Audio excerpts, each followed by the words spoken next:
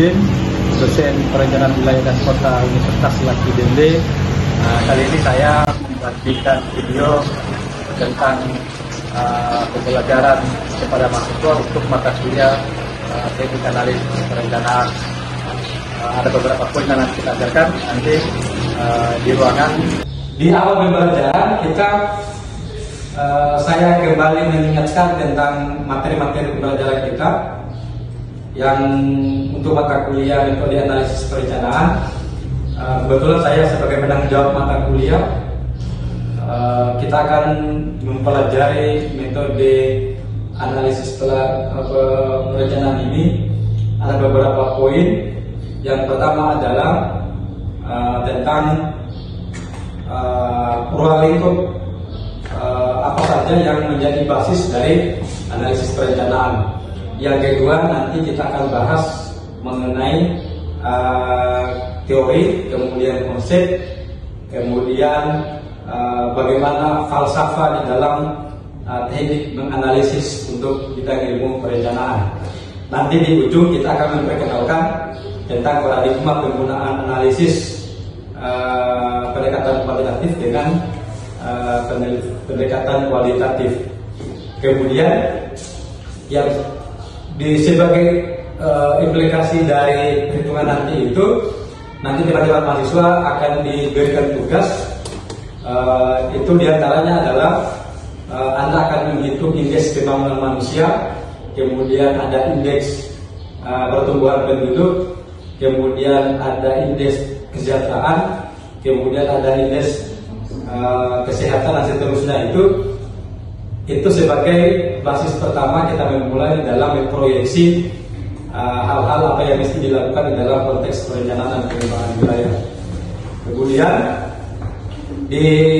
sampai pertemuan ke-7, di pertemuan 8 nanti kita akan ujian semester, tengah semester. Nah, di bagian akhir pertemuan itu, kemudian saya akan memperkenalkan tentang model-model analisis di dalam peramalan perkotaan.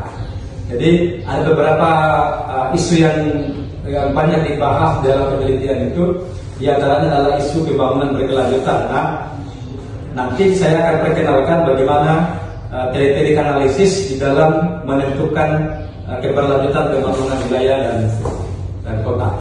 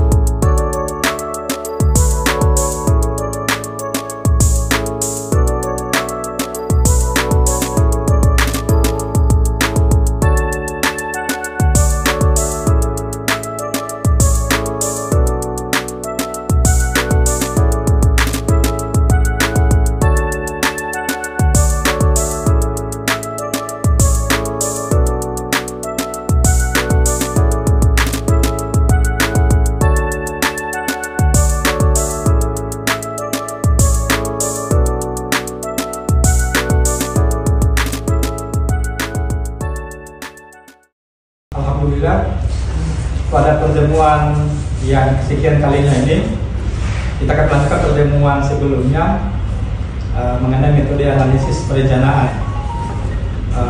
Kembali saya ingatkan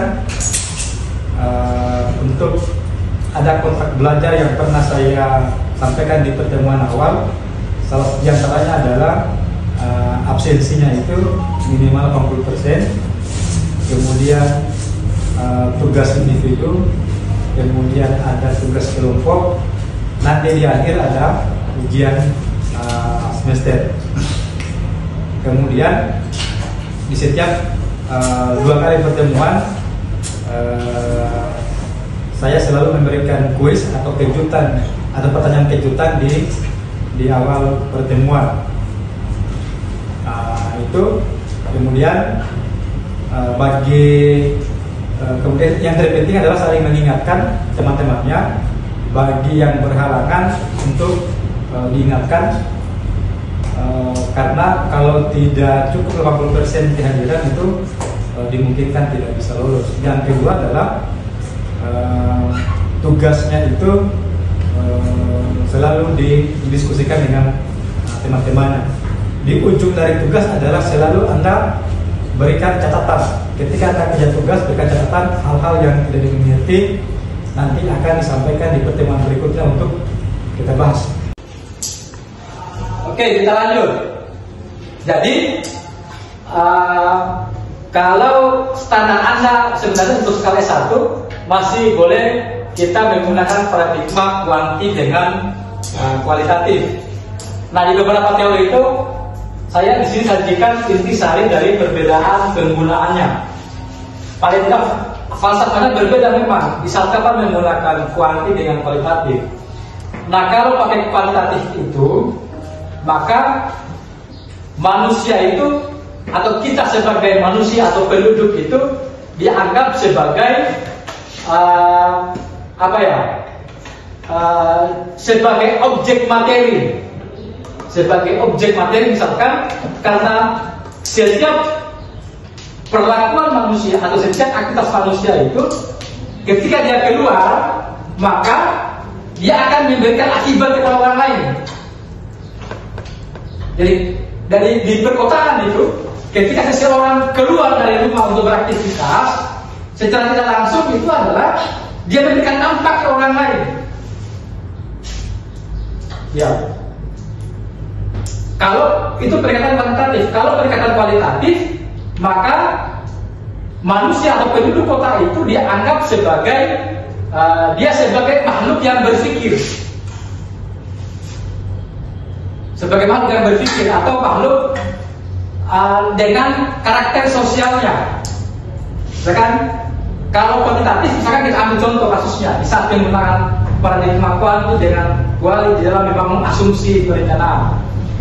Kalau misalkan di kegiatan pembangunan kota, kalau misalkan standar misalkan ada kegiatan pembangunan itu adalah bongkar muat materi bangunan itu yang lewat di wilayah kota, maka dampaknya adalah pasti membuat kebisingan atau polusi udara dari cemaran udaranya. Nah, di kasus itu kita bisa jawab dengan pendekatan kuantitatif adalah apakah betul lalu lalang kendaraan berat itu mengganggu kenyamanan warga kota. Kalau kita pakai pendekatan kuantitatif, maka kita uji yang seperti apa yang dianggap terganggu, sangat terganggu, cukup terganggu, dan bahkan tidak terganggu. Nah, itu kan sulit untuk diklasifikasi. Maka pakai pendekatan kuantitatif, ya pakai scoring, kita bobot bahwa kalau saya sangat terganggu. Nah, bagaimana memahami itu? Seperti apa sangat terganggu itu? Nah, kalau pakai kuantitatif, kita materikan ya, kita bobotkan. Misalkan kalau kita sampelnya adalah 100 orang, maka keluar. Kalau kita penelitian analisis dari 100 sampel, maka keluar. Maka misalkan 20% misalkan menjawab sangat terganggu, 40% terganggu. Dari situ kemudian kita bawa ke analisisnya. Apa dampaknya ke efek tadi? Sangat terganggu mempengaruhi ke tingkat kenyamanan warga kota. Tingkat kenyamanannya. Maka kita uji nanti. Apakah dengan sangat terganggu memilih, kita uji langsung dengan tingkat kenyamanannya. Apakah sikap sangat terganggu itu adalah mempengaruhi atau berkonsekuensi secara langsung terhadap tingkat kebahagiaan atau tingkat kenyamanan kota? Teorinya adalah semakin terganggu, maka pasti kemungkinan semakin tidak nyaman karena dia terganggu. Nah itu yang diuji dijelaskan pakai paradigma kuantitatif. Oh rupanya semakin tinggi aktivitas kendaraan lalu lalang di perkotaan angkutan berat itu, maka akan mempengaruhi tingkat kenyamanan warga kota dengan basis analisis tadi, misalkan dengan regresi dan seterusnya. Kalau kualitatif, saya sangat terganggu. Maka kalau kita jawab dengan jelaskan dengan kualitatif, maka kita akan jelaskan seperti apa yang Anda maksud tentang sangat terganggu tadi. Maka si informan akan menjelaskan, saya sangat terganggu karena ketika saya lewat tidak bisa bernapas. Ketika saya lewat, telinga saya itu bising dan seterusnya. Maka dia dijelaskan secara naratif deskriptif. Itulah yang dimaksud dengan penggunaan asumsi, menggunakan penelitian kualitatif dengan penelitian atau paradigma kuanti dengan kuali. Oke, kita lanjut pertemuannya. Sekarang kita bahas adalah beberapa pendekatan analisis dalam ilmu perencanaan. Sebenarnya di dalam beberapa referensi teori itu, untuk Anda itu sebenarnya bisa kita perkenalkan dengan namanya ada paradigma kuantitatif. Kemudian ada juga yang biasa digunakan di beberapa buku dan jurnal itu, ada di dalam perencanaan wilayah itu kita dapat ada analisis itu menggunakan paradigma kualitatif. Tetapi pada kasus yang lain itu biasanya beberapa ilmuwan itu tidak mau terjebak di ruang diskusi apakah alat itu menggunakan pendekatan kuantitatif atau kualitatif, lebih pada proses hasilnya. Kemudian tergantung dari data yang dianalisis. Maka biasanya itu menggunakan pendekatan ada yang disebut dengan deskriptif kualitatif. Ada juga biasa menyebut dengan deskriptif kuantitatif. Nah, deskriptif kualitatif biasanya itu adalah digunakan untuk menjelaskan fenomena, misalkan tentang fenomena sosial hubungannya dengan perkembangan wilayah. Misalkan suatu komunitas budaya yang kental dengan desa, biasanya itu menjadi nilai jual bagi satu wilayah dengan misalkan desa wisata. Jadi nilai sosial budaya itu yang dijual untuk perkembangan wilayah, desa wisata dan seterusnya. Nah, kalau dalam penelitian biasanya itu dijelaskan bagaimana sejarah desa itu dibangun, yang kemudian dikenal sampai menjadi desa wisata. Siapa yang terlibat dalam desa wisata itu dijelaskan secara deskriptif kualitatif. Itu kita lakukan beberapa analisis. Nah, informasi yang dimaksudkan dari situ adalah minimal yang menjelaskan bagaimana proses sampai dari desa itu menjadi biasa dengan nilai jual sosial budayanya menjadi desa wisata. Nah, kan misalkan contohnya Bali selain keindahan wisatanya juga orang tertarik dengan sosial budayanya. Tetap akan menjadi nilai. Maka di dalam aspek perencanaan itu, aspek itu juga dianalisis. Pendekatan naratif tadi dijelaskan. Nah, kalau pendekatan deskriptif kuantitatif, biasanya dia data-data yang bersifat kuantitatif itu dijelaskan. Karena kemampuan membaca, misalkan katakanlah usia pemerintah, kita menyajikan data, misalkan data statistik, tetapi pada kemudian kemampuan ilmu tidak mampu menarasikan data tadi.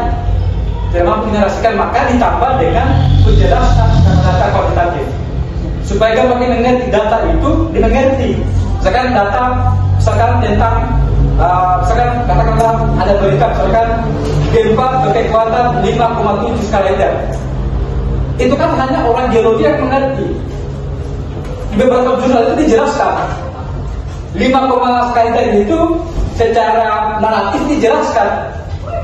Mengapa dia 5, apa bedanya dengan 4, kalau 5, potensinya kemana, itu dijelaskan secara narasi supaya orang pembaca itu mengerti. Nah, itu pendekatan deskriptif kualitatif. Kemudian berkembang lagi, ada lagi yang disebut dengan mix method. Itu ada gabungan. Jadi di analisis itu dia menggunakan dua paradigma. Misalkan kita membuat perencanaan sekarang RPJM. Sekarang RPJM itu 5 tahun.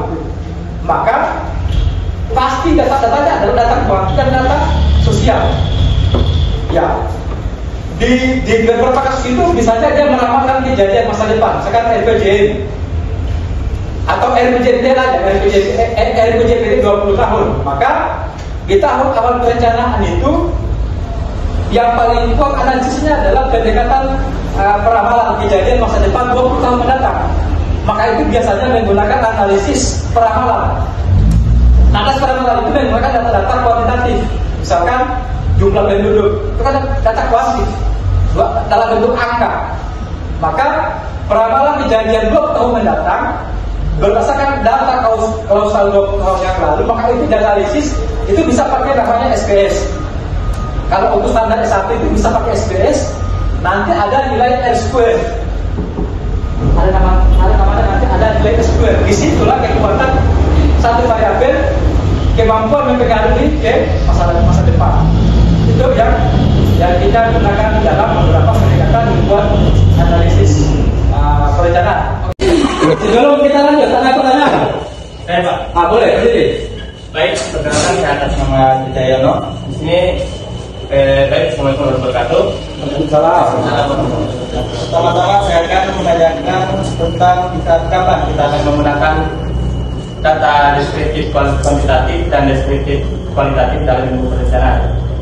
Oke, jadi pertanyaannya adalah sebenarnya singkatnya adalah bisa kapan digunakan itu pendekatan menganalisis dengan teknik kuanti dengan kualitatif di dalam ilmu perencanaan. Ada yang bisa bantu saya? Ada yang bisa bantu? Apa? Ayo coba. Mungkin kalau dari saya Pak, tergantung dari jenis data yang akan digunakan. Ada itu dari data yang pertama dari angka pertumbuhan penduduk, yang kedua angka indeks pembangunan manusia, yang ketiga tingkat pertumbuhan penduduk. Oke, ada yang lain. Jadi terima kasih jawabannya. Jadi disimak ya itu semuanya. Sarina, ya, dengar. Jadi bisa kapan digunakan paradigma kuanti dengan kuali itu memang adalah satu tergantung dari jenis datanya. Kalau jenis datanya adalah katakanlah indeks pembangunan manusia, itu kan hasil perhitungan indeks pembangunan manusia dari pendidikan dengan pendapatan sama kesehatan sama jabatan penduduk. Kalau datanya adalah yang bersifat indeks begitu, maka jawaban kedua adalah bisa kapan digunakan kuanti dengan kuali, maka untuk apa data itu? Untuk apa data itu? Kalau datanya adalah untuk meramalkan kejadian masa depan, untuk memproyeksi misalkan nanti seperti apa pertumbuhan penduduk di 20 tahun ke depan, maka kita gunakan itu pada paradigma kuantitatif. Tidak bisa itu dijelaskan secara narasi, harus pakai kuanti melalui pendekatan proses ada namanya studi statistik. Nah kita uji nanti, bisa itu boleh pakai SPSS, bisa pakai analisis persamaan yang digunakan yang lain. Tetapi yang pada intinya adalah bisa kapan digunakan kuanti dan kuali. Yang kedua adalah tergantung dari data itu untuk apa digunakan. Kalau hanya untuk menjelaskan saja informasinya, boleh pakai paradigma kualitatif. Tapi kalau untuk kepentingan, katakanlah untuk peramalan tadi itu seberapa besar pengaruhnya, maka boleh menggunakan dengan pendekatan kualitatif. Lalu di mana perbedaannya? Kalau kuantitatif itu dia melalui proses statistik. Itu kata perbedaannya. Kalau kualitatif cukup dijelaskan saja secara narasi. Paling tidak adalah semua orang tanpa harus ke lokasi itu sudah mengerti situasi real sesuai dengan di lapangan. Kalau kualitatif melalui proses statistik, karena mengapa? Karena kita akan meramalkan. Peramalan itu belum tentu terjadi. Tetapi ada indeks tingkat kepercayaan minimal 85%. Jadi nanti ada error misalkan 12% atau 10%. Artinya belum tentu terjadi, tapi tingkat kepercayaannya adalah minimal 85%. Artinya kemungkinan 80% terjadi di masa yang akan datang. Jadi ada prinsip di situ. Ada prinsip, jadi setiap keputusan dalam analisis perencanaan itu berkonsekuensi luas. Kata kasarnya adalah tidak boleh mengarang. Tidak boleh kita mensiasati data.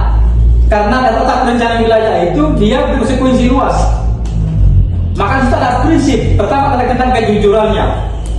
Tentang kejujuran data. Mengambil data seperti apa. Nah, kalau di dalam dokumen perencanaan itu biasanya ada bab khusus yang membahas tentang bagaimana sumber data. Dari mana data diperoleh, dengan survei, pengambilan lapangan, didukung dengan foto lapangan yang lain-lain. Untuk menjelaskan, meyakinkan bahwa memang data itu adalah dipercaya. Nah itu, karena setiap merubah satu angka itu berkonsekuensi luas terhadap perencanaan pembangunan. Karena di dalam wilayah itu dia luas, tidak mengenal apa asal usul seseorang. Karena keputusan misalkan mau bangun kota atau mau bangun pusat industri baru, maka datanya harus kompleks. Dan tidak bisa datanya adalah harus valid, dan paling tidak adalah di dalam dokumen itu, di dalam analisis itu adalah dijelaskan bagaimana proses mengambil data. Nanti di ujung, kalau tadi kita nyambung dengan penelitian menggunakan paradigma kuantitatif, maka nanti di proses metode itu adalah namanya adalah menyajikan tingkat keanggulan data. Data harus disampaikan bahwa memang data ini adalah layak untuk dikonsumsi, layak untuk dianalisis. Dengan pakai standar error misalkan minimal 15%. Sebelum kita lanjut, ada pertanyaan? Saya, Pak. Oke, silakan berdiri. Mana yang lebih bagus menggunakan kuantitatif atau kualitatif dalam ilmu perencanaan? Oke, terima kasih. Ada yang lain? Jawab, Pak. Jawab. Oke. Diperhatikan ya, pertanyaannya adalah dia memaksa bahwa mana yang lebih baik di antara dua. Menjelaskan, menganalisis dengan pendekatan kuantitatif atau pendekatan kualitatif. Jadi kalau saya secara subjektif menjawab, tidak ada satu pernyataan teori atau para ilmuwan atau peneliti itu mengatakan bahwa keduanya itu diperhadapkan mana yang terbaik. Jadi tidak ada pada proses kuanti dikatakan lebih bagus dibanding dengan paradigma kualitatif. Begitupun sebaliknya, kualitatif bukan berarti dia lebih bagus dari kuantitatif. Paradigma itu digunakan adalah tergantung sifat datanya dan untuk apa penelitian itu. Jadi tidak ada pada perdebatan soal orang yang mahir lebih nyaman di kualitatif mengatakan lebih bagus kualitatif dibanding kuantitatif. Itu keliru. Sebaliknya, orang yang mahir di main statistik kuantitatif mengatakan sebenarnya lebih bagus kuantitatif dibanding kualitatif. Itu juga keliru. Artinya adalah sesuatu hal yang tidak perlu diperdebatkan mana yang baik. Keduanya adalah baik. Karena mampu menjawab keinginan peneliti. Kalau kita sebagai peneliti, si user atau si masyarakat, kita berikan kontribusi keilmuannya. Kalau kasus itu harus dijawab dengan kualitatif, maka seyogianya pada kualitatif. Misalkan adalah bagaimana konflik lahan terjadi. Kan ada beberapa perencanaan wilayah itu membuat kota baru atau membuat pemukiman baru, kawasan industri, ada konflik lahan kan? Ada konflik lahan. Nah, sebenarnya itu lebih menarik dijawab dengan kualitatif. Kalau tujuannya adalah bagaimana konflik itu terjadi, melibatkan siapa, bagaimana sampai efeknya. Nah, itu lebih bagus pakai kualitatif. Dijelaskan dia bagaimana asal mula konflik lahan sampai terjadi. Itu lebih enak, cocok pakai kualitatif. Tetapi apakah tidak boleh dijawab dengan pakai pendekatan kualitatif? Boleh. Pakai kuantitatif boleh. Tergantung adalah tujuannya kita. Misalkan objeknya konflik lahan, tapi boleh dijawab dengan pendekatan kuantitatif. Misalkan seberapa besar tingkat risiko konflik terhadap kenyamanan orang. Misalkan adalah selama konflik terjadi, saya tidak nyaman lalu lalang atau beraktivitas. Maka pertanyaannya adalah seberapa besar tingkat efek sosialnya kepada masyarakat. Itu boleh dijawab dengan paradigma kuantitatif. Ujungnya adalah melahirkan teori bahwa semakin tinggi intensitas konflik, maka semakin besar tingkat kenyamanan warga di situ. Nah, itu dengan dia. Itulah cara kita menggunakan mana yang baik dan antara keduanya. Jadi sesuatu yang tidak perlu diperdebatkan, tergantung dari datanya dan untuk apa penelitian itu terjadi. Anda yang presentasi sekitar 90 menit pertemuan kurang lebih 45 menit Anda yang gunakan pertemuan minggu depan. Nah, sekarang saya kasih materi, saya random. Jadi saya random nama mana Cahyono. Cahyono tugasnya adalah Anda mesti berikan satu studi literatur mengenai penggunaan paradigma analisis kuantitatif dengan penelitian kualitatif. Anda random, kemudian presentasikan minggu depan. Oke. Kemudian tugasnya yang lain adalah Cahyono membuat tugas presentasi PowerPoint mapping itu. Kemudian tugasnya yang lain adalah membuat pertanyaan mengenai penggunaan analisis kuanti dengan kualitatif. Tidak boleh sama pertanyaannya. Boleh, sebanyak-banyaknya boleh. Cahyono bisa bantu menjawab. Sebanyak-banyaknya. Tapi catatannya adalah, tolong pertanyaannya adalah harus dimengerti pertanyaannya. Jadi jangan bertanya, jangan sampai pertanyaannya tidak mengerti. Jadi diulas sampai muncul pertanyaan.